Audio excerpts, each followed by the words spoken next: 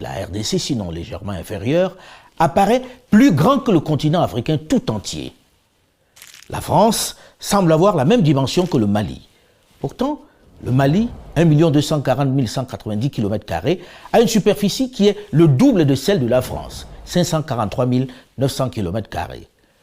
Le problème de cette représentation a une origine plus lointaine que les questions géopolitiques qui provoquent la polémique. En fait, le nœud de la question est l'impossibilité de représenter fidèlement la boule qu'est notre planète sur papier. Impossible de respecter les proportions exactes d'une sphère lorsqu'on la représente sur une surface plane. D'où les travaux consistant à trouver la meilleure formule, la meilleure projection. Une autre projection existe. Contrairement à celle de Mercator, la projection dite de Peters, qui respecte la proportion entre les surfaces sur la carte et les surfaces réelles.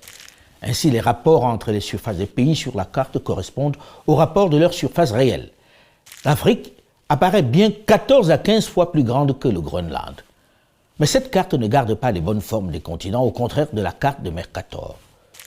Pour une carte destinée à la navigation, on mettra l'accent sur les distances pour s'assurer qu'elle soit correcte.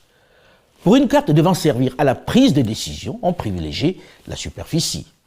Par exemple, sur une carte basée sur la projection de Robinson, les différences de superficie entre l'Afrique et le Groenland sont beaucoup plus respectées.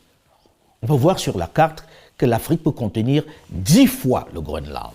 C'est en fonction donc de son objectif que l'auteur choisit ce qui sera mis en avant sur les cartes, soit la distance, soit la superficie. À ce moment, on peut se demander pourquoi la projection de Robinson n'est pas plus souvent utilisée que celle de Mercator. En réalité, en fonction de qui fait sa carte et de l'endroit où il veut diminuer les déformations, l'autre partie sera forcément lésée. Il faut savoir que la carte est un outil politique. Par exemple,